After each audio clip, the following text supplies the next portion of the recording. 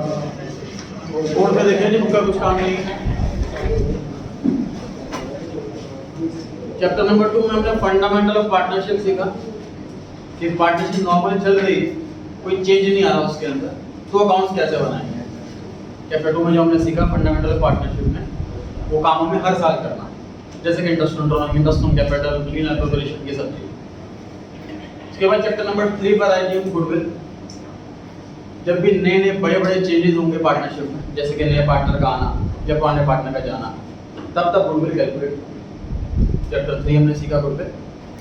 Chapter 4 partners की अगर ratio change होती है, बेसिकली कोई पार्टनर को लगता है कि मैं ज़्यादा काम करता हूँ और दूसरे पार्टनर से रिक्वेस्ट करता है कि मेरा शेयर बढ़ाया जाए और दूसरे वाला पार्टनर मान जाता है, तो उनकी रेशियो चेंज हो जाती है। तो ऐसे किस में क्या क्या अकाउंट्स में चेंजेस आएंगे, क्या क्या हमें काम करना है, तो चैप्टर नंबर 4 में सीखा हमने change in profit sharing ratio. तो पार्टनरशिप हम चल रही है, उसको एक्सपेंड करना है, बड़ा करना है और किसी नए पार्टनर को एडमिट कर लेते हैं, तो उस केस में अकाउंट्स कैसे बनाएंगे। चैप्टर नंबर 5 में सीखा एडमिशन ऑफ अ पार्टनर। कोई फर्म चल रही है और कोई पार्टनर इंटरेस्टेड नहीं है, उसकी नहीं बन रही और बाकी पार्टनर्स से रिक्वेस्ट करते हैं कि भाई हमारी नहीं बन रही है, तो अलग कर ले बिजनेस और आप अलग हो जाइए, वो एग्री कर जाता है। Retirement of a partner chapter number 6 में सीखा हमने। चैप्टर नंबर 7 में हमने सीखा सर कि पार्टनर की डेथ हो जाती है एट अ टाइम, तो उस केस में हम अकाउंट्स कैसे बनाएं, तुरंत कैसे बनाएं, क्या क्या हिसाब कैसे करें। ये चैप्टर 90% रिटायरमेंट जैसा था, बस फर्क इतना था कि डेथ जो होती है वो ड्यूरिंग द ईयर होती है, तो हमें प्रॉफिट कैलकुलेट करने वाला काम एक्स्ट्रा करना होता है, बाकी सब कुछ सेम। अब आखिरी काम जो पार्टनरशिप में रह गया कि पार्टनरशिप फर्म में जॉब कर रहे हैं और वो फर्म ही बंद हो गई, तो हम अकाउंटेंट की ड्यूटी खत्म नहीं होगी जी तब तक। जैसे कहते हैं कोई शिप चल रहा है और शिप डूब रहा है मान लीजिए, तो कैप्टन की ड्यूटी कहते हैं सर कि जब तक सभी सेफली अलग जगह पहुंच ना जाए तब तक उसकी ड्यूटी खत्म नहीं होती। मतलब कैप्टन को ये सिखाया जाता है कि भले शिप डूब रहा हो, आप खुद को नहीं बचाना, लोगों को बचाना, आप नहीं कूद सकते वहाँ से, तो बाकी लोग सेफ ना हो। तो मुझे अकाउंटेंट को भी यही ड्यूटी दी गई है कि जब तक सारे अकाउंट का बैलेंस जीरो ना हो जाए, जितने भी अकाउंट्स खुले हुए हैं और बिजनेस बंद हो रहा है, तो हमें हर एक अकाउंट का बैलेंस जीरो करना है। 12th क्लास है सर, इजी लेवल है, तो जब भी डिसोल्यूशन का क्वेश्चन आएगा वो ड्यूरिंग द ईयर में क्वेश्चन की डेट नहीं होगी, ये आसानी कर रखते 12th क्लास जब पढ़ेंगे सी कोर्स के अंदर सेम चैप्टर, तब ड्यूरिंग द ईयर डिसोल्यूशन होता है, तो हमें उन वो पोर्शन मंथ की भी कैलकुलेशन एक्स्ट्रा करनी पड़ती है, ये फिलहाल हमारे 12th के कोर्स में नहीं। आपको कहा जाएगा 31 मार्च की बैलेंस शीट तैयार है, आप 1 अप्रैल में खड़े हैं और आपको बिजनेस बंद करना है, जितने भी अकाउंट खुले हुए हैं वो क्लोज करना, सारी प्रॉपर्टियाँ बेचेंगे, सारे लोन पे करेंगे, सारे पार्टनर्स को पेमेंट करेंगे, फाइनल पेमेंट होगी और फिर अकाउंट सारे क्लोज हो जाएंगे। तो इस चैप्टर में हमारी ड्यूटी क्या है सर, जितने भी अकाउंट खुले हुए हैं उन सबको क्लोज करना। फिर वही नहीं बात, ये हमारा आखिरी चैप्टर है पार्टनरशिप। समझते हैं जी, बोल कर देखिए।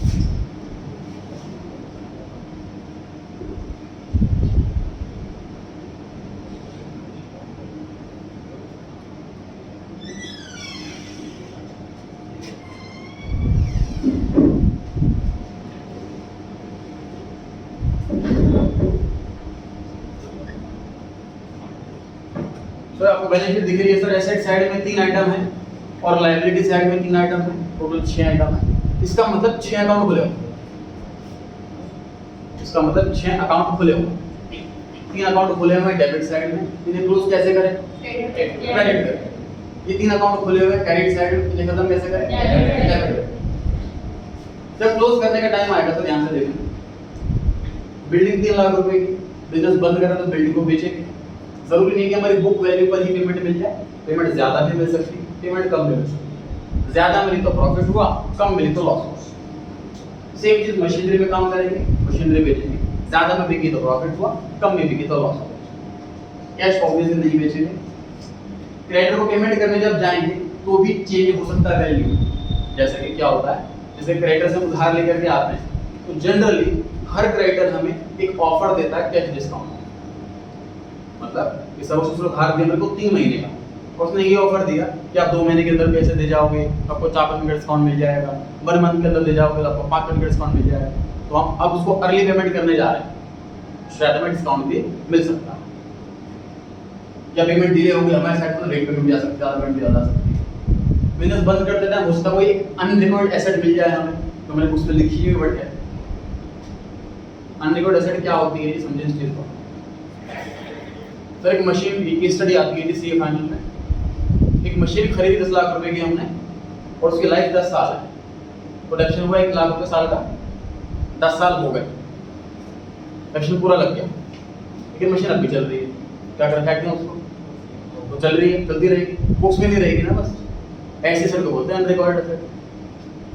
बुक्स में रिकॉर्डेड नहीं बट रियल में एग्जिस्ट करती है हमारे पास, जब बेचेंगे तो पैसे मिलेंगे, ठीक है? वैसे एसेट मिल गई, उसको बेचेंगे पैसा मिलेगा, फायदा हो जाएगा।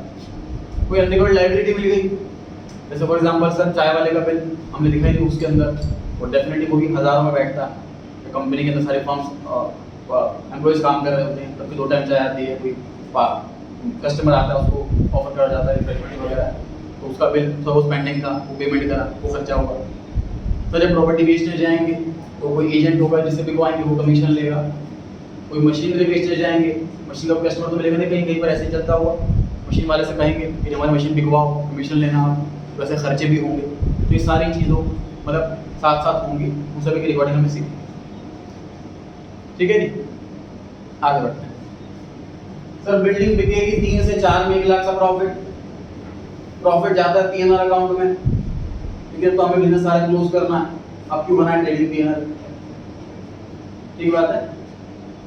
हर एक एसेट को बेचने पे प्रॉफिट या लॉस होगा, हर एक लायबिलिटी को पे करने पे प्रॉफिट या लॉस होगा, हर एक प्रॉफिट लॉस को अलग अलग पार्टनर्स में ट्रांसफर करेंगे तो पता लग पाएगा प्रॉफिट हुआ कितना। ध्यान आपको accounting equation chapter number 5 11th class, उसमें क्या करते थे, सैलरी पेड के लिए याद कीजिए, सैलरी पे करिए लिखा होगा, तो कैश में से माइनस और कैपिटल में से माइनस, क्योंकि एक्सपेंस कैपिटल से घट जाता है। उसमें यह सिखाया जाता था कि हर एक रेवेन्यू और एक्सपेंस का अल्टीमेट डेस्टिनेशन क्या है, capital. Accounting equation practical life में कभी नहीं करनी होती, क्योंकि डायरेक्ट कैपिटल से माइनस करते नहीं एक्सपेंस, हम तो पहले एक्सपेंस का अकाउंट ओपन करते हैं, फिर उसको ट्रेडिंग पीएनएल में ट्रांसफर करते हैं, फिर कैपिटल में लेके जाते हैं। हम तो लॉन्ग प्रोसीजर फॉलो करते हैं ताकि हर चीज की डिटेल में रिकॉर्डिंग और जिसकी इन्फॉर्मेशन मिल पाए। रेवेन्यू एक्सपेंस को हम डायरेक्ट कैपिटल में ट्रांसफर नहीं करते, तो यही काम हमें अब करना है सर। हम डायरेक्ट कैपिटल में ट्रांसफर नहीं करेंगे प्रॉफिट और लॉस, उसके लिए हम एक टेम्पररी रूप से एक नया अकाउंट ओपन करेंगे, इसमें सारे प्रॉफिट लॉस लिखेंगे। वो अकाउंट ओपन किया जा रहा है सारी असेट्स को रियलाइज करने के लिए, असेट्स को बेचने के लिए, लायबिलिटीज को पे करने के लिए। इस अकाउंट का नाम रखा गया है रियलाइजेशन अकाउंट।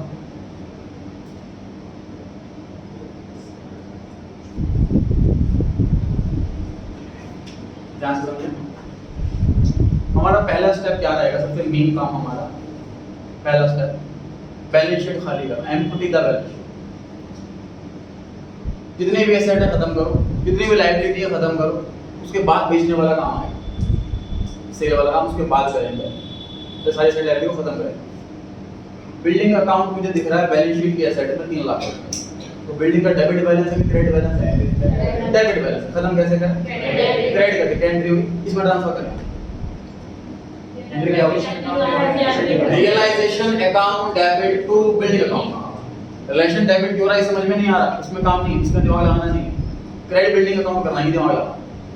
सर बिल्डिंग का डेबिट बैलेंस है, मुझे इस अकाउंट को क्लोज करना है, तो डेबिट वाली आइटम क्लोज कैसे होगी? क्रेडिट करके तो होगी। बिल्डिंग अकाउंट क्रेडिट करूंगा तो डेबिट साइड खाली, वहां पे क्या लिखूंगा? टेम्पररी अकाउंट हो रहा है टू बिल्डिंग 3 लाख। मशीनरी हमको दिख रही है बैलेंस शीट की एसेट साइड में, इसका डेबिट बैलेंस है, खत्म कैसे करें? क्रेडिट करके, एंट्री वाली realisation account debit to machinery account. Sir cash तो मुझे बेचना ही नहीं है, तो कैश के लिए मैं सेपरेट अकाउंट मेंटेन करूंगा।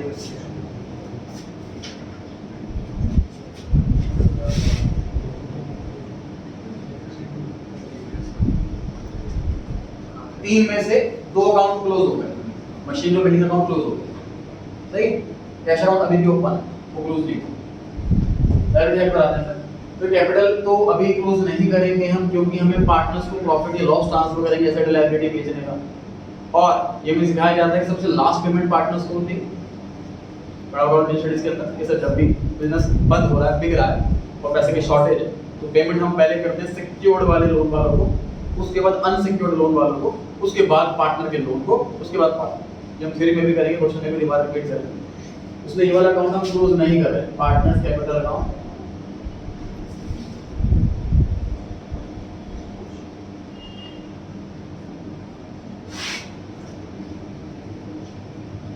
क्रेडिटर मेरे को दिख रहा है लायबिलिटी साइड में 4 लाख रुपए, इसका डेबिट बैलेंस है कि क्रेडिट बैलेंस है? क्रेडिट बैलेंस है। खत्म कैसे करें? डेबिट कर, क्या एंट्री हुई? Creditor account debit to realisation.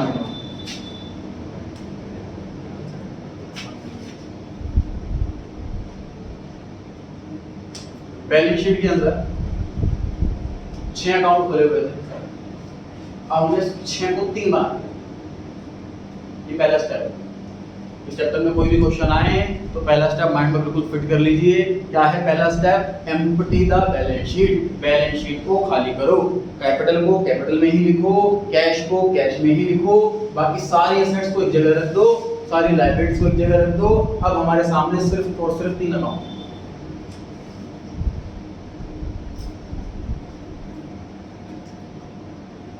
Building 3 lakh, machine 2 lakh, ये मैंने डेबिट में लिखा।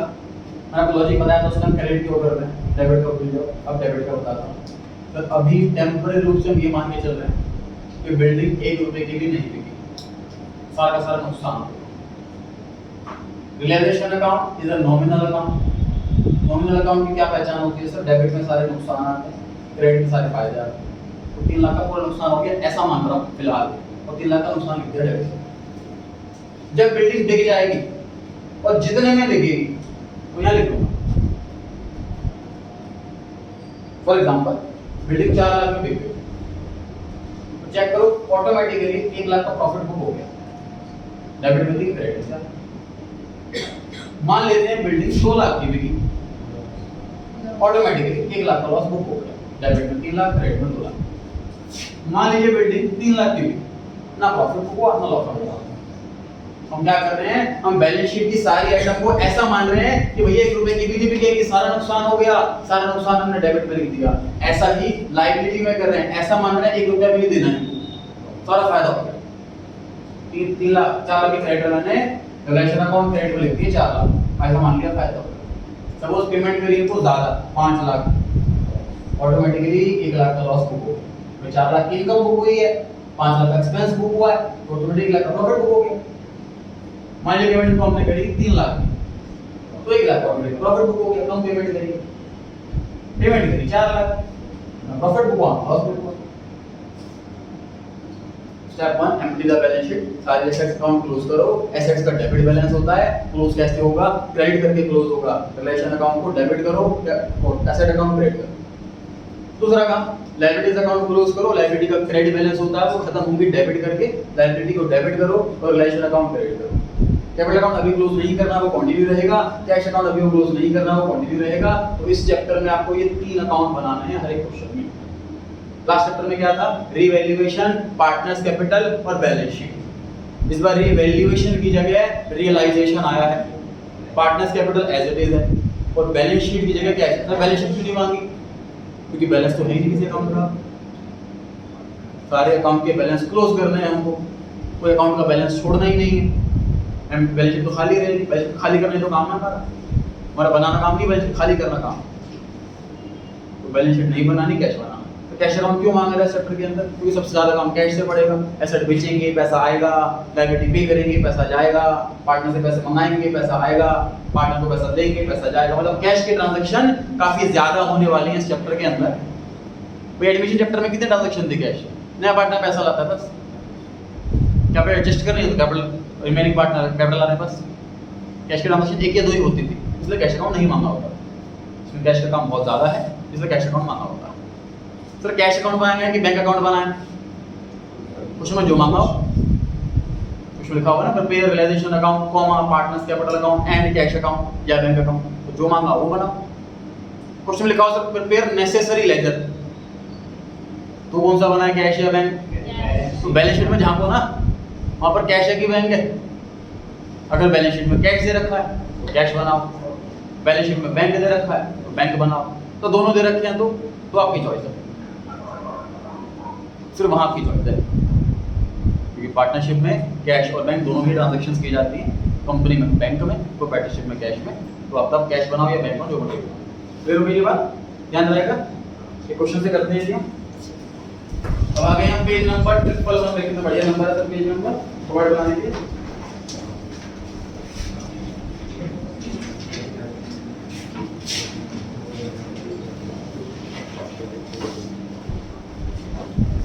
रियलाइजेशन अकाउंट करीब आपका 70% पेज ऑक्यूपाई करेगा, जैसे लेंथ का बनाना है।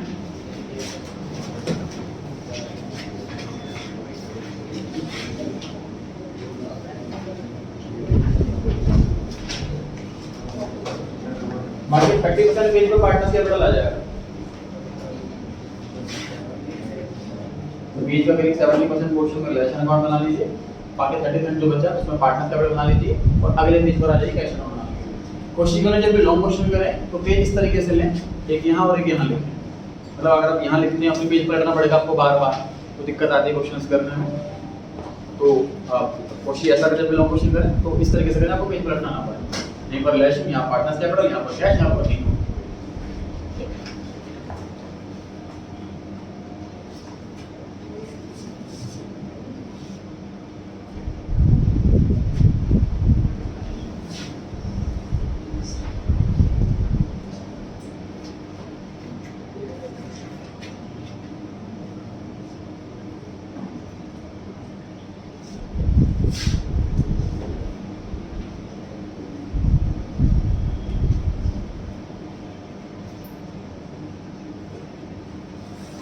सीक्वेंस में पहले पार्टनर्स, पहले रिलेशन, सेकंड नंबर पे पार्टनर्स कैपिटल बनना है, थर्ड नंबर पे कैश। सीक्वेंस यही रहेगा, सीक्वेंस चेंज नहीं होगा, ध्यान रखें।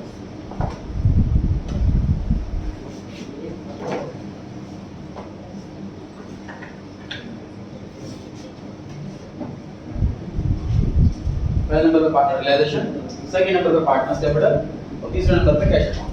कैपिटल में दो पार्टनर है, ध्यान रखें, छोटा क्वेश्चन है, दो ही पार्टनर और बनेंगे।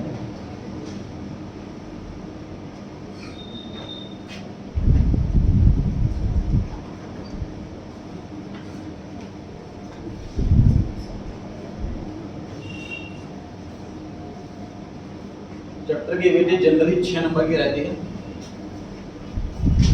चैप्टर के साथ चॉइस में कुछ नहीं आता। एडमिशन रिटायरमेंट में जनरली चॉइस आती है, इस चैप्टर में कोई चॉइस नहीं होती।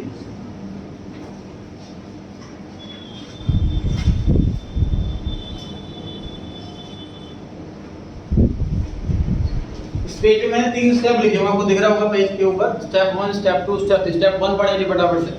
क्या लिखा है स्टेप 1 में? Empty the balance sheet. पहली चीज ट्रांसफर कर दो कैश या बैंक बैलेंस को, कैश या बैंक बैलेंस में। पहले ट्रांसफर फटाफट से।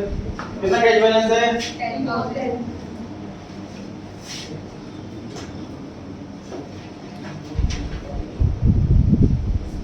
To balance bill 10,000। ये पहला स्टेप में लिखा हुआ था, कैश को कैश में ट्रांसफर या बैंक को तो बैंक। पॉइंट नंबर 2 में ध्यान से पढ़ें, क्या लिखा हुआ है? ट्रांसफर करो कैपिटल को, करंट को, प्रॉफिट को, लॉस को, फिक्सेड को, रिजर्व्स को कैपिटल अकाउंट में। मतलब जो जो चीजें कैपिटल से रिलेटेड हो, प्रॉफिट, लॉस, रिजर्व्स, वो सब कैपिटल अकाउंट में ही जाएंगे। तो देखो जी बैलेंस शीट में फटाफट से, तो मुझे कैपिटल लिख दिए, तो कैपिटल लिख लेते हैं।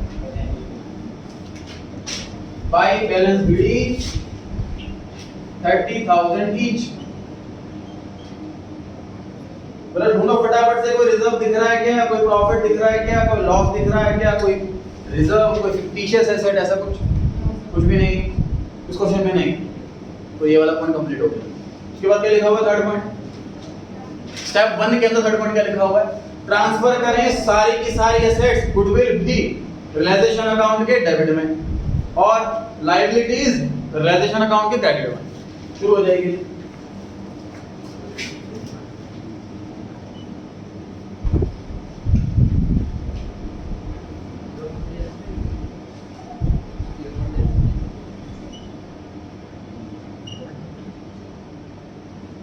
To land and building, to furniture and fittings, to truck account, to stock account, to debtor account.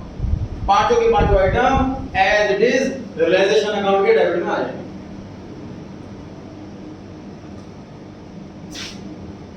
Harsh entry बता लैंड बिल्डिंग की। Realisation account debit to land and building account. Land building account का debit balance था, हमने credit करके इस account को close कर दिया, खत्म हो गया अभी अकाउंट, जीरो बैलेंस हो गया इस अकाउंट। सेम चीज फर्नीचर में, सेम चीज ट्रक में, स्टॉक में डेबिट। उसके बाद लिखा था सर लायबिलिटीज को भी ट्रांसफर किया जाए रियलाइजेशन अकाउंट के क्रेडिट साइड में।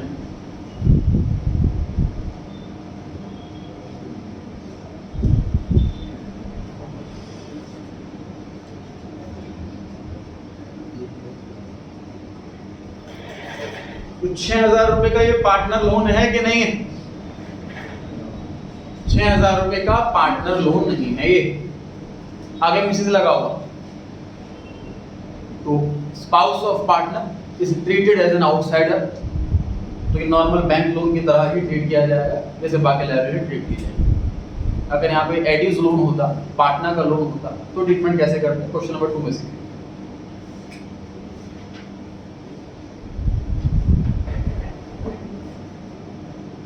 हर्षित एंट्री बताएं क्रेडिटर्स की। 20,000 रुपए क्रेडिटर्स।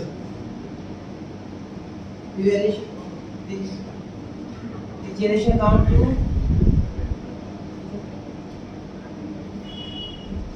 प्रणव आप ट्राई करें। creditors sundry creditors account debit to realization sundry creditors account debit to realisation account. Sir creditor liability side में है, जब क्रेडिट बैलेंस है खत्म करने के लिए डेबिट करेंगे, creditor account debit to realisation. हमें एंट्री बताएं मुझे बिल्स पेबल की। bills payable account debit to bills payable account debit to realisation account. आगे शो एंट्री बताएं मिसेज एडीज लोन की। मिसेज एडीज loan account debit to realisation. Employees provident fund की दक्ष शिवम। Employee provident account debit, liability side debit होंगी, realisation account credit होगा। अब चेक कर लीजिए बैलेंस शीट के अंदर कितने अकाउंट खुले हुए थे, तो मुझे एसेट साइड में अकाउंट 6 दिख रहे हैं, लायबिलिटी साइड में 6 दिख रहे हैं, टोटल 12 अकाउंट खुले हुए थे। हम इस चैप्टर में आ रहे हैं डिसोल्यूशन चैप्टर के अंदर, तो हमारी ड्यूटी क्या है? सारे अकाउंट का बैलेंस जीरो करना है। हमारे सामने समझ लीजिए 12 फाइलें रखी हुई हैं, हमें कहा है 12 फाइलों में आपको काम करना है, तो हमने फटाफट से क्या काम करा? 12 को 3 बना दिया। हमारे सामने सिर्फ 3 टास्क हैं, एक रिलेशन अकाउंट खुला हुआ ऐसे क्लोज करना है, एक पार्टनर्स कैपिटल अकाउंट खुला हुआ इसको क्लोज करना है, और एक कैश अकाउंट खुला हुआ इसको क्लोज करना है। तो 3 अकाउंट है हमारे सामने, 12 से 3 हो गए, 2 क्लोज हो गए। स्टेप 1 बहुत अच्छे से क्लियर हो गया जी। स्टेप 1 है बैलेंस शीट खाली करना, एसेट को रिलेशन के डेबिट में लिखो, लायबिलिटी रिलेशन क्रेडिट में लिखो, कैपिटल को कैपिटल में लिखो, और कैपिटल से रिलेटेड जितनी आइटम है जैसे कि रिजर्व्स, प्रॉफिट्स, लॉसेस, सबको भी कैपिटल में ही लिखना है, कैश को कैश। पढ़ सकते हैं जी आगे? पक्का स्ट्रांग हो गया स्टेप 1? अब ध्यान से देखिए 11th क्लास में फाइनल अकाउंट चैप्टर ध्यान है। ट्रायल बैलेंस की आइटम एक बार लिखते थे और एडजस्टमेंट्स की आइटम 2 बार है। ऐसा क्यों? क्योंकि ट्रायल बैलेंस की जो आइटम है उन सभी की जनरल एंट्रीज पास हो चुकी है, लेजर पोस्टिंग करनी है, इसलिए उनका डबल इफेक्ट ऑलरेडी हो चुका है। उस अकाउंट को क्लोज करने के लिए हमें उसका सिंगल इफेक्ट ही डालना है, इसलिए वो ट्रायल बैलेंस की आइटम एक ही जगह आती है। सेम रूल इस बैलेंस शीट पे एप्लीकेबल कि जो बैलेंस शीट के अंदर जितनी भी आइटम है इन सब की एंट्रीज हो चुकी हैं, तो सिंपल सी बात है जर्नल के बाद लेजर में आती है कोई चीज, लेजर के बाद ट्रायल बैलेंस में आती है, ट्रायल बैलेंस के बाद ट्रेडिंग में बैलेंस शीट में आती है। तो अगर कोई आइटम बैलेंस शीट के अंदर है तो वो जर्नी तो फॉलो करी होगी ना उसने, जर्नल से आई होगी, इसलिए वो एक ही बार आई है। देख लो सारी आइटम एक ही बार लिखी है मैंने बैलेंस शीट की, हर एक आइटम एक ही बार लिखनी है। मैथमेटिकली सिर्फ स्टेप 1 में ये भी याद रखना है कि हर आइटम एक ही बार लिखनी है और डेबिट के डेबिट में लिखनी है। एसेट साइड जो होती है वो डेबिट साइड होती है, डेबिट लिखते नहीं वहां पर, लेकिन डेबिट साइड होती है। चेक करो एसेट की सारी आइटम डेबिट में लिख ली, यहां चेक कर लो, यहां चेक कर लो। लायबिलिटी साइड जो होती है क्रेडिट साइड होती है, क्रेडिट लिखते नहीं क्रेडिट साइड होती है, वो भी एक ही बार आनी, चेक करो क्रेडिट में लिखा है क्रेडिट में लिखा है। तो स्टेप 1 लिखते टाइम ये भी बात ध्यान रखनी है कि डेबिट के आइटम डेबिट में ही रहे, क्रेडिट के आइटम क्रेडिट में ही रहे, और एक ही बात रहे, ना 0 ना 2। ऐसा कोई ना कोई आइटम स्किप करनी हो, कोई ऐसे आइटम जो 2 बार लिखनी हो। क्लियर हो गया बात? अब मैं स्टेप 2 पे आ रहा हूं। स्टेप 2 में सर फाइनल अकाउंट चैप्टर के अंदर 11th क्लास में क्या था? एडजस्टमेंट दे रखी होती थी और वो हमें हर बार 2 बार लिखनी हमेशा। ऐसा क्यों 2 बार लिखनी थी? क्योंकि वो रॉ डेटा है, वो एक सिंपल एक बेसिक ट्रांजैक्शन है, रॉ ट्रांजैक्शन। अभी वो जनरल वाले स्टेप पे भी नहीं पहुंची। जब भी हम किसी ट्रांजैक्शन को अपने बुक्स ऑफ अकाउंट्स के अंदर इनकॉर्पोरेट करते हैं तो हमेशा उसको डुअल एस्पेक्ट से इनकॉर्पोरेट करते हैं, दोनों एस्पेक्ट ही रिकॉर्ड करने होते हैं। तो ट्रांजैक्शन इसलिए दो जगह आती थी हमेशा। ये रूल एप्लीकेबल होगा अब स्टेप 2 में जो एडजस्टमेंट्स आने वाली हैं। जितने बड़ों के एडजस्टमेंट्स अब आपको हर एक एडजस्टमेंट एग्जैक्टली 2 बार लिखनी है, ना तो 1 ना 3। एक बात ध्यान रखनी है। दूसरी बात ध्यान ये रखनी है कि हर ट्रांजैक्शन की जब भी एंट्री होती है तो एक डेबिट में होती है और क्रेडिट में होती है। तो जो भी आप एडजस्टमेंट पढ़ने वाले हो वो आपको एग्जैक्टली 2 जगह लिखना है। और आपके पास टोटल 6 प्लेसेस दिख रहे हैं मेरे को। 6 प्लेसेस कौन से? Realisation debit, realisation credit, partners capital debit, partners capital credit, cash debit और कैश क्रेडिट। टोटल 6 जगह हैं आपके सामने और इन 6 में से किसी भी 2 जगह आपको लिखना हर एक ट्रांजैक्शन, और एक डेबिट में और एक क्रेडिट में लिखना। ऐसा नहीं कभी नहीं होगा कि दोनों डेबिट में आ रही है दोनों क्रेडिट में आ रही है। ध्यान रहेगी बात।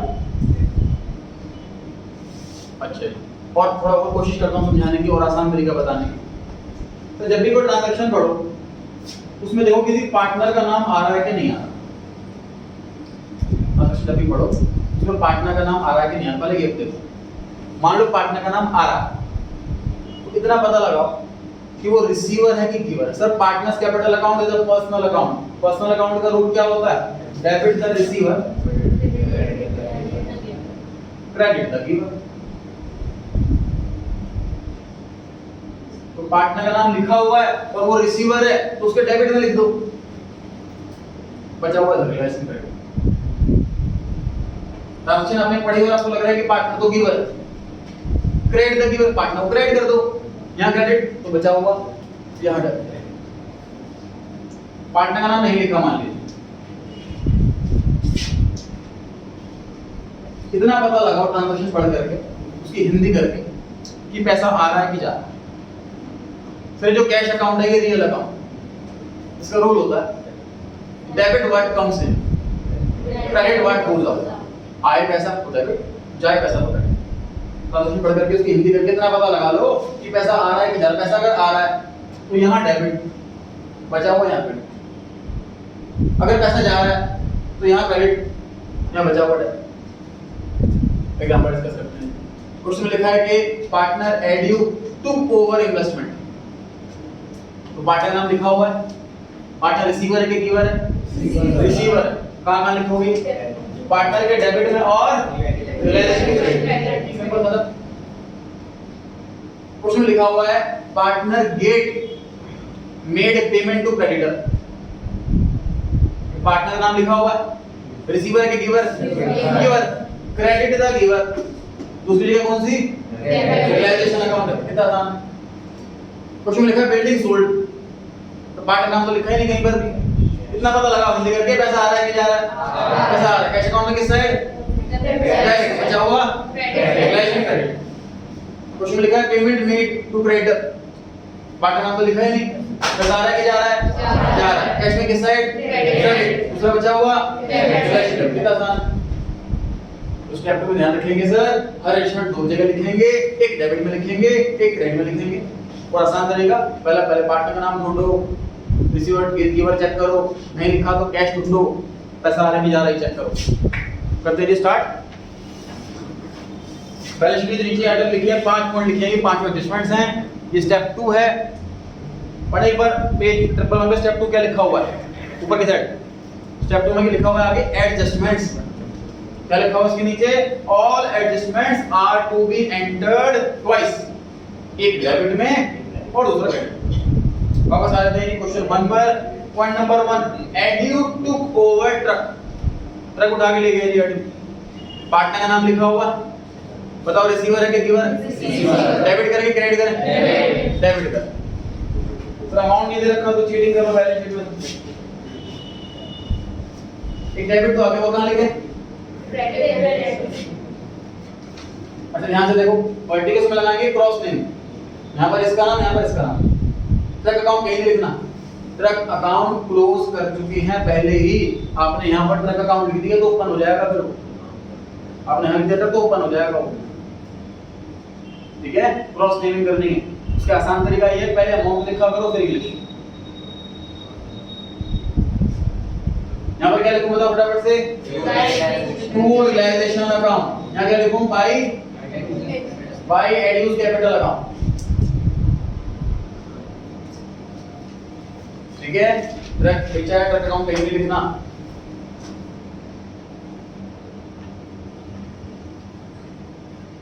ट्रांजैक्शन पढ़ी हमने, दो ही जगह लिखा है, एक डेबिट में और एक क्रेडिट में। फर्स्ट पॉइंट आगे कंटिन्यू पढ़ रहा हूं मैं, तो मैं ट्रक और एंड पढ़ को स्किप कर रहा हूं। एड्यू टुक ओवर मिसेस एड्यूज लोन। पार्टनर का नाम लिखा हुआ है, बताओ रिसीवर है कि गिवर है? गिवर। हिंदी करने वाले को मीनिंग नहीं निकालते। भाई मान लीजिए एक बाप प्रॉपर्टी का बंटवारा कर रहा, एक बेटा कहता है जी घर मैं लूंगा, दूसरा बच्चा अच्छा वो कहता आपका लोन मैं लूंगा, तो रिसीवर थोड़ी ना है, वो गिवर ही तो है, लोन ले रहा है।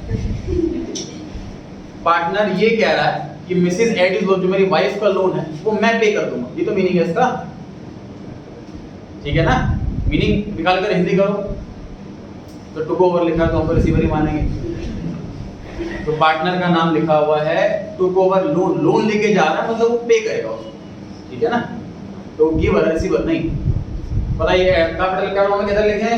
क्रेडिट साइड में लिखेंगे 6000 रुपीस। यहाँ क्रेडिट में आ गया तो डेबिट में कहां? Realisation account.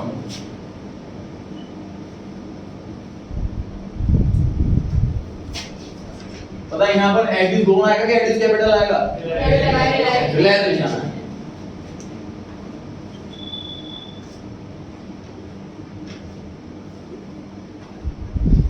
यहाँ पर रियलाइजेशन की एडिस लोन, एडिस कैपिटल। तो लोन अकाउंट तो ऑलरेडी क्लोज कर चुके हैं हम, ट्रांसफर करके रियलाइजेशन अकाउंट में। लोन अकाउंट को नहीं छेड़ना, ना डेबिट करना ना क्रेडिट करना, ओपन हो जाएगा फिर से। क्रेडिट द गिवर, कैपिटल में क्रेडिट कर दिया, यहाँ उसका अपोजिट साइड यहाँ पर डेबिट आ गया। पॉइंट नंबर 2, ये टुक ओवर बताइए, टुक ओवर रिसीवर है कि गिवर? टुक ओवर गिवर है। तो याद कर रहा है, टुक ओवर का मतलब रिसीवर नहीं होता, हमें डिपेंड करता है कि क्या लेके जा रहा है, लायबिलिटी लेके जा रहा है, तो वो गिवर, ठीक है? गेट लायबिलिटी पे कर रहा है, वो गेट गिवर है। बताइए जी कहां लिखी कैपिटल अकाउंट में? क्रेडिट साइड में। तो यहाँ पर रिलेशन अकाउंट लिखा हुआ ऑलरेडी, तो आप चाहे तो इसी के बराबर में लिख सकते हैं, उससे आपको दोबारा से बाय रिलेशन नहीं लिखना पड़ेगा। तो बाय रिलेशन अकाउंट उधर 6 उधर 30, ये फैसे कर किया जा सकता है। यहाँ क्रेडिट में आ गया तो यहाँ डेबिट में। टू एड्यूस सॉरी टू गेट्स कैपिटल,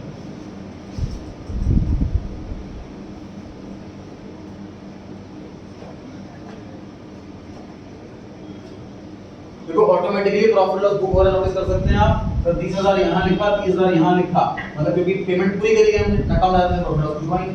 ऐसे 6000 की पेमेंट पूरी करी गई है, तो ना प्रॉफिट ना लॉस हो।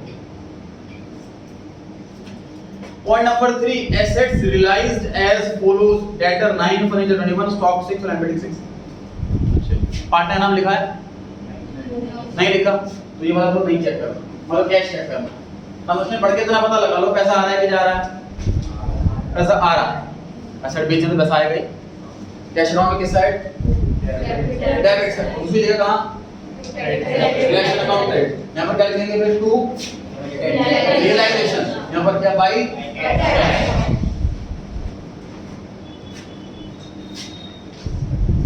प्रेजेंटेशन कैसे रहेगी देख सकते हैं आप। टू रियलाइजेशन अकाउंट हम ब्रैकेट के अंदर मेंशन कर रहे हैं कि क्या आइटम बेची है, जैसे debtor 9000, furniture 21, stock 6, land building 6।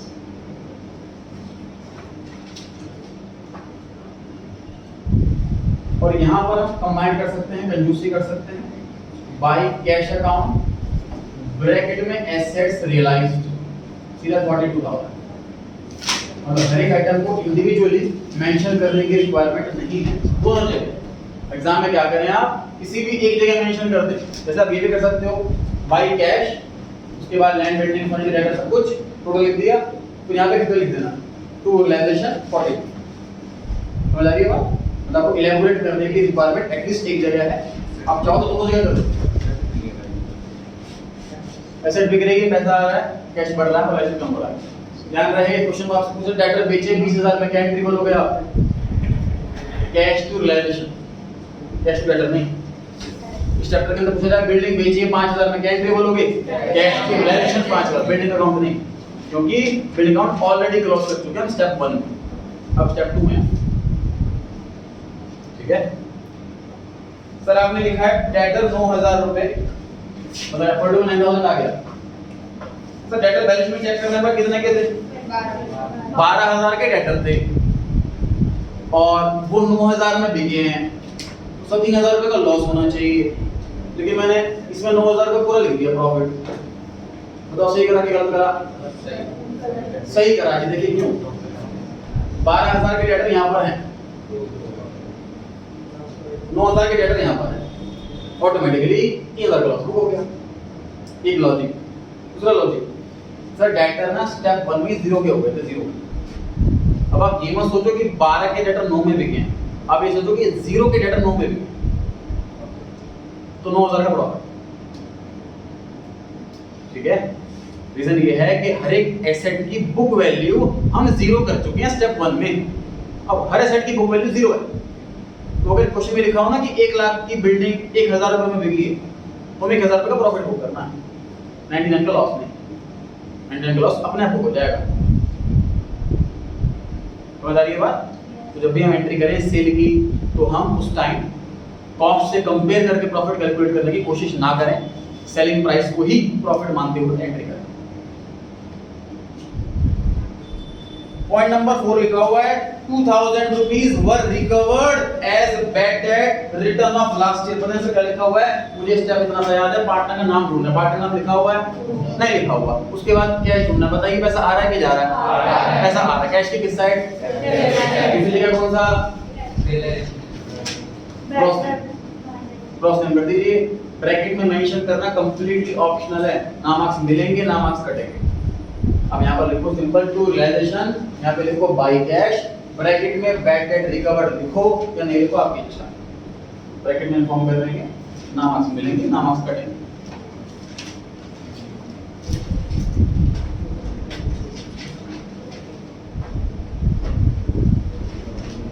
हमेशा क्वेश्चन करें करता है तो ऐसे ही करें, एक स्टेप को दोनों जगह लिखें। तो बच्चे ऐसा करते हैं कि पहले रेशन अकाउंट बनाया, पहले उसे कंप्लीट करेंगे, उसके बाद पार्टनर टेबल बनाएंगे, फिर उसे कंप्लीट करेंगे। ऐसे करने में चीजें छूट सकती हैं, प्लस आपको क्वेश्चन 3 दिन बाद रीड करना पड़ेगा।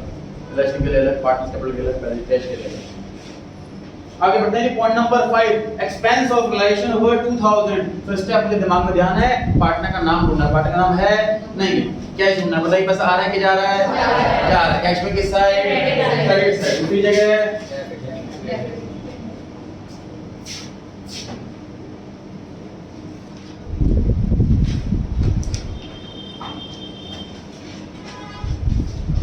ये हमने कंप्लीट करा है स्टेप 2।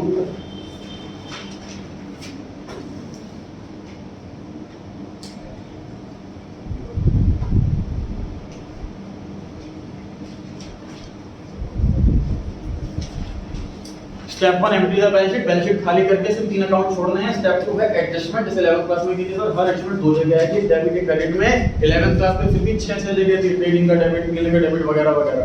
इस बार बहुत आसान है। उस पार्टनर रिसीवर की वजह चेक करो, पार्टनर का नाम नहीं है तो कैश चेक करो, रिसीवर की।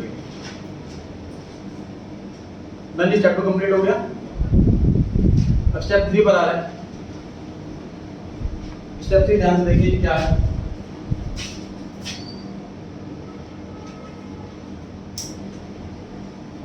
मान लीजिए बैलेंस शीट में कोई लोन है, बैंक लोन है, इस क्वेश्चन में नहीं है, मान लीजिए ठीक है, और एडजस्टमेंट्स में उसकी कोई इंफॉर्मेशन नहीं है। मतलब उसे कितना पे करा, कम पे करा, ज्यादा पे करा, किसी पार्टनर ने पे करा, कुछ भी इंफॉर्मेशन नहीं, क्वेश्चन खत्म हो चुका है। तो ऐसे केस में what is the best presumption?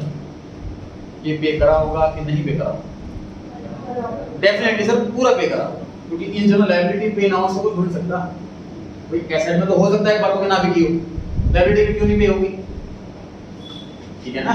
तो ये प्रिजम्पशन है कि किसी लायबिलिटी के बारे में कोई इंफॉर्मेशन नहीं है, तो ये प्रिज्यूम किया जाता है कि फुल अमाउंट उसको पे हो गया होगा। स्टेप 3 50% से ज्यादा बच्चे भूल जाते हैं। स्टेप 3 क्या है? बैलेंस शीट के अंदर झांको, क्या कोई ऐसी लायबिलिटी है जिसको पे ना किया गया हो? अगर ऐसी लायबिलिटी है तुरंत उसको पे करो। चेक करते हैं जी। पहली लायबिलिटी है सर सैलरी क्रेडिटर्स, ये पे हो गया? पे नहीं हुआ, सैलरी क्रेडिटर रहता है। उसके बाद बिल्स पेबल पे हो गया, पॉइंट नंबर 2 में पे हो गया था। उसके बाद मिसेस एड्यूज लोन पे हो गया, पॉइंट नंबर 1 में पे हो गया था। उसके बाद एम्प्लॉइज प्रोविडेंट फंड पे हो गया, तो ये भी रहा, तो पॉइंट क्रेडिटर है ना और ईपीएफ रहा, लायबिलिटी पे कर दी। क्या लगता है पैसा आगे कि जाएगा? कैश अकाउंट में किस साइड? 20,000 और 4,000। यहाँ क्रेडिट में तो डेबिट में कहाँ? रियलाइजेशन अकाउंट के डेबिट। क्रॉस में हम लिखोगे बाई रिलायंस, अब क्या लिखोगे? To cash account.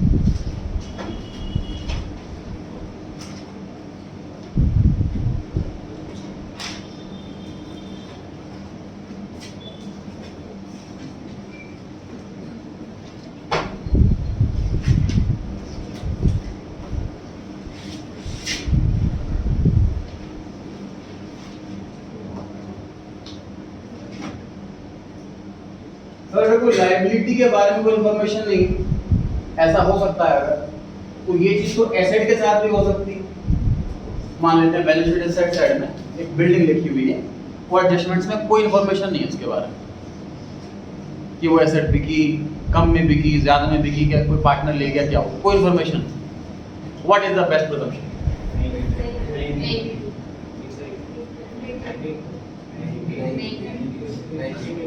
तो जो सीबीएसई का बोर्ड है ना, वो भी ऐसे ही खेल रहा, कभी बिक गई कभी नहीं बिकी। इस साल बिक गई, 4 साल से नहीं बिक रही थी, उससे पहले से बिक रही थी। 2015 तक एसेट बिक रही थी, मतलब कोई एसेट के बारे में इंफॉर्मेशन नहीं, तो ऐसा एज्यूम कर लो कि वो बुक वैल्यू पर बिक गया, ये था। तो हम 16 से फिर उन्होंने चेंज करा कि नहीं, एसेट नहीं बिकी, ऐसे कैसे मान लें कि बुक वैल्यू पर बिक गई, हम ये मानेंगे एसेट बिकी ही नहीं। उसके बाद ये रूल आया, तो हर साल यही रूल चलता रहा। इसी साल उन्होंने वापस से पुराने वाला रूल लेकर के आए हैं कि कुछ भी नहीं लिखा है एसेट के बारे में तो वो भी बिक गई और बुक वैल्यू पर बिक गई। इसमें छोटी सी कंडीशन ऐड करी है हमने, छोटी सी टर्म्स कंडीशन ऐड करी है, क्या कि कोई एसेट अगर टेंजिबल है तो वही बिकी ऐसा मान, इंटेंजिबल वाली बिकी है, बट इंटेंजिबल वाली एसेट तो वो नहीं बिकी। मतलब पेटेंट, गुडविल, कॉपीराइट, ऐसी अगर एसेट्स हैं उसके बारे में कोई इंफॉर्मेशन नहीं है तो ये मानो कि वो नहीं बिकी। लेकिन मशीन, फर्नीचर, बिल्डिंग ऐसी एसेट्स हैं तो ऐसा मान लो कि वो बिक गई। क्लियर हो गई जी बात? उसमें जो नोट लिखा हुआ है अप्रैल तक जो रूल था उसके हिसाब से लिखा हुआ है, रूल अपडेट हुआ, वो जून में अपडेट हुआ, मैं उसको अपडेट करवा रहा हूँ आप लोगों को। स्टेप 3 लिखा हुआ है 111 पेज पे, तो लिखा हुआ है फाइंड अनपेड लायबिलिटी और ब्रैकेट में लिखा है do not find unsold asset. तो डू नॉट को काट के एंड आल्सो कर लीजिए, डू नॉट को कट करके एंड आल्सो, मतलब मैं सेंटेंस पढ़ रहा हूं, find unpaid liability and also find unsold asset. Clear हो गई बात? उसके बाद लिखा हुआ है find in the balance sheet liability side if there is any unpaid liability left, if yes पे इट बाय फुल अमाउंट। ये लायबिलिटी के लिए लिखा हुआ है। अब सेम लाइन नीचे कॉपी पेस्ट कर रहा है एसेट के लिए। फाइंड इन नेक्स्ट लाइन में कंटिन्यू कर लीजिए, जो वर्ड्स सेम है उसके लिए डॉट डाल सकते हो। लायबिलिटी की जगह एसेट लिख लीजिए, मतलब find in balance sheet asset side if there is any unsold asset left। मैं दो तीन वर्ड चेंज कर रहा हूं, लायबिलिटी की जगह एसेट, लायबिलिटी कट नहीं करना, सेंटेंस सही है लायबिलिटी के लिए, आपको नेक्स्ट सेंटेंस लिख रहे हो एसेट के लिए, लायबिलिटी की जगह एसेट, उसके बाद अनपेड लायबिलिटी की जगह अनसोल्ड एसेट और पे की जगह सेल।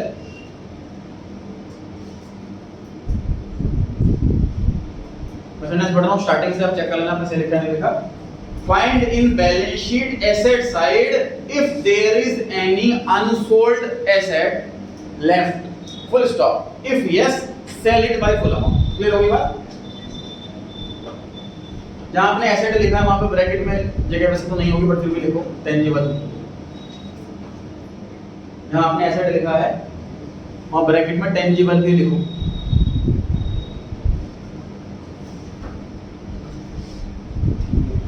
और जहां जगह देखिए वहां लिख दो ignore intangible assets. Ignore intangible assets.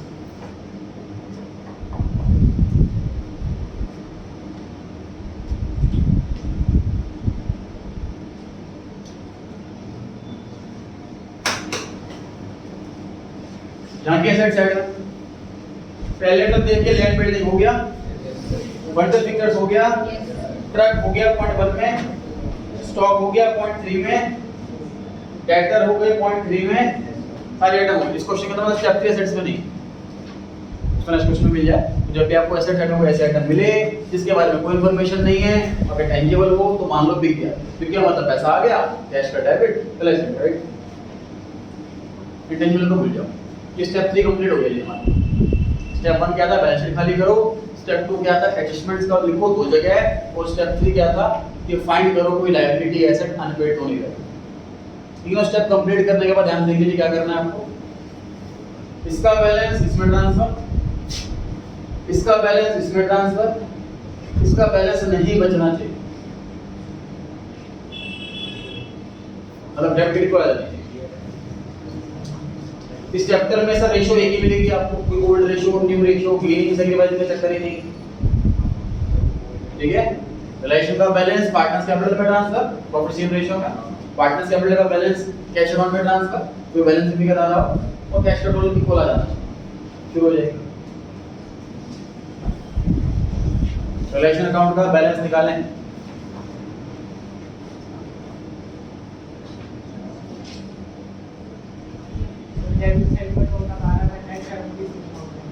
Total debit side का 1,72,000। तो लॉस आ रहा है इसका मतलब डेबिट साइड बड़ी है तो 48,000 का लॉस आ रहा है। चेक कीजिए।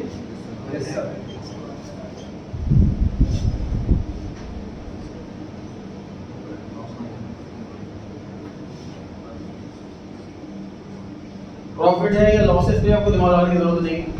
दो साइड छोटी है, आपको बैलेंस लिख दो और यहाँ लिख रहे हो क्रेडिट में तो यहाँ डेबिट में लिख देना। हाँ जी, इसको भी बांटेंगे वैसे। हाँ, profit share ratio by partners capital. तो ऐसा ना कोई भी अमाउंट ट्रांसफर कैपिटल तो रेशियो में ट्रांसफर करेंगे। क्वेश्चन में प्रॉफिट शेयर रेशियो नहीं दे तो और अच्छी बात है। यहाँ क्रेडिट हो गया तो यहाँ डेबिट हो जाएगा। ठीक है, और प्रॉफिट है या लॉस है आपको ये चीज पहले नहीं पड़ती तो ये जानने की जरूरत नहीं है।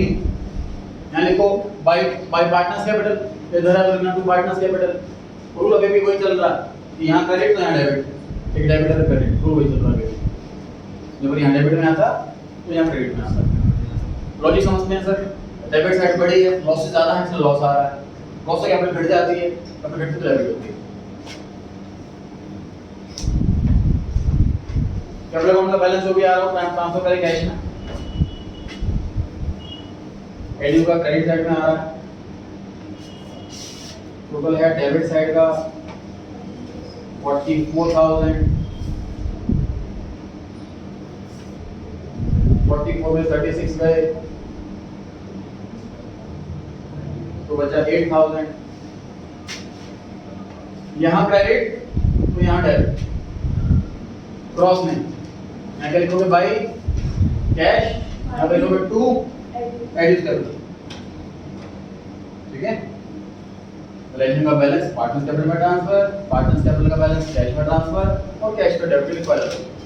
डेबिट का डेबिट भी ऐसे था, रिलेशन का बैलेंस पार्टनर्स कैपिटल ट्रांसफर करते थे, पार्टनर्स कैपिटल का बैलेंस बैलेंस शीट में लिखते थे, वो बैलेंस शीट इक्वल आ जाती थी। दोनों सेम चीज चल रही।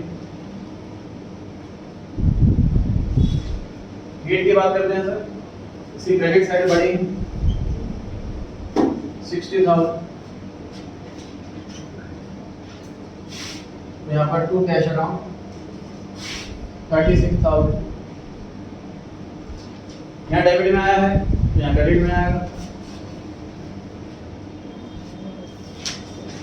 एंट्री कॉलम क्या होगी 36,000 की एंट्री?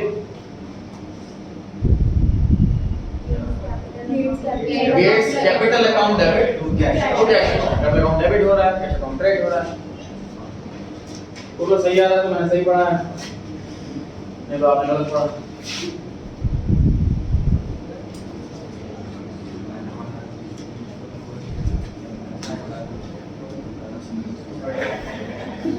पाँच मिनट लगाएंगे, क्वेश्चन पूरा रीड करें, सॉल्यूशन देखें, कौन से आइटम को हमने कहाँ कहाँ लिखा।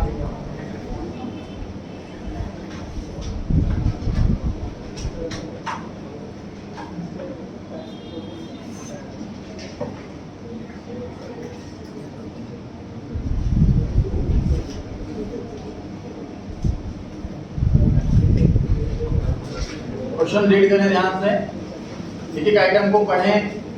क्वेश्चन में आइटम पढ़ो, सोचो कहाँ आएगी, सोल्यूशन में चेक करो वही लिखी है कि नहीं लिखी। इस तरीके से एक आइटम चेक करें क्वेश्चन के अंदर से।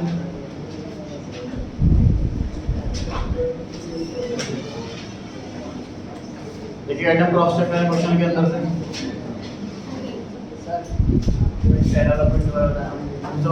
फर्स्ट पॉइंट ट्रक वाला के एड्यून टुक ओवर मिसेस एड्यूज लोन, पार्टनर लोन ले गया, तो बेसिकली वो गिवर है कि लोन को पे करेगा, पीछे का तो है नहीं।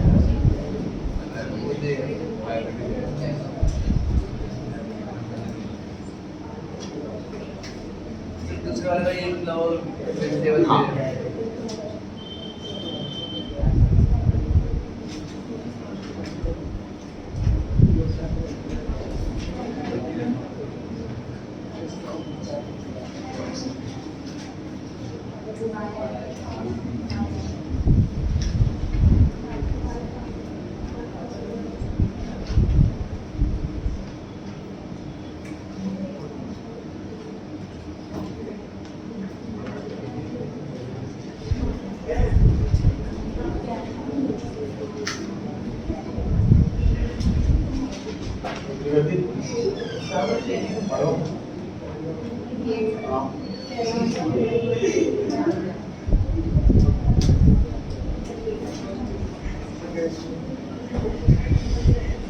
करते रहेंगे सभी।